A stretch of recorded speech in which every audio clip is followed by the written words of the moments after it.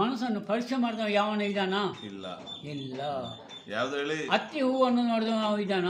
ಇನ್ನೊಂದ್ಸಲಿ ಹೇಳಿ. ಇನ್ನೊಂದು ಹೇಳ್ಬೇಕಾ? ಹತ್ತಿ ಹೂವನ್ನು ನೋಡಿದವನು ಯಾವನು ಇಲ್ಲ. ಒಂದು.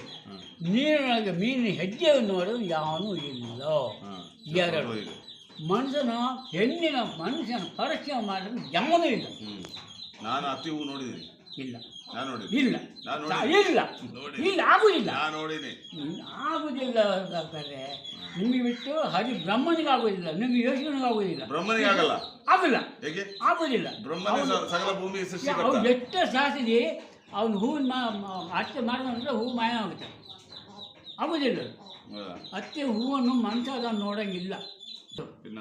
ಎಷ್ಟೋ ನಾವು ಪರೀಕ್ಷೆ ಮಾಡ್ತೇವೆ, ಹೆಂಗಸು ನಮ್ಮ ಮನಸ್ಸನ್ನು ಪರೀಕ್ಷೆ ಮಾಡಿದ್ರೆ ಆಗುದಿಲ್ಲ. ಡಾಕ್ಟರ್ ಪರಿಶೋಧನೆ ಮಾಡ್ತಾರಲ್ಲ, ಡಾಕ್ಟ್ರಿಗೆ ಚಂಚಲಿ ಅದು ಆಗುದಿಲ್ಲ. ಒಂದು ಮನಸ್ಸಿನವರು ಒಂದು ಹೆಂಗಸು ಅವ್ರು ಇಷ್ಟಲ್ಲಿ ಇದ್ದಾಳೆ ಇಷ್ಟ ಡಾಕ್ಟ್ರಿಗೆ ಪರೀಕ್ಷೆ ಮಾಡಲಿಕ್ಕೆ ಆಗುದಿಲ್ಲ. ಅದು ಆಗುದಿಲ್ಲ. ಕೆಲವು ಮುಂಗುಷ್ಟವರು ಪರೀಕ್ಷೆ ಮಾಡ್ತಾರೆ, ಆಗುದಿಲ್ಲ. ಯಾಕಂದರೆ ಹೆಂಗಸಿನ ಮನಸ್ಸು ಚಂಚಲ ಮನಸ್ಸು, ನಮ್ಮದಲ್ಲ. ನಾವು ಒಂದು ಸೀದೆ ಇದ್ಬಿಡ್ತೇವೆ, ಹೆಂಗಸರು ಹಾಗೆ ಆಗೋದು. ಈಗ 5 ನಿಮಿಷ ಅವ್ರ ಮನಸ್ಸು ಚೇಂಜ್ ಆಗುತ್ತೆ. ಅದನ್ನು ನಾವು ಪರೀಕ್ಷೆ ಮಾಡಲಿಕ್ಕೆ ಆಗೋದಿಲ್ಲ, ಯಾವನೂ ಆಗಲ್ಲ.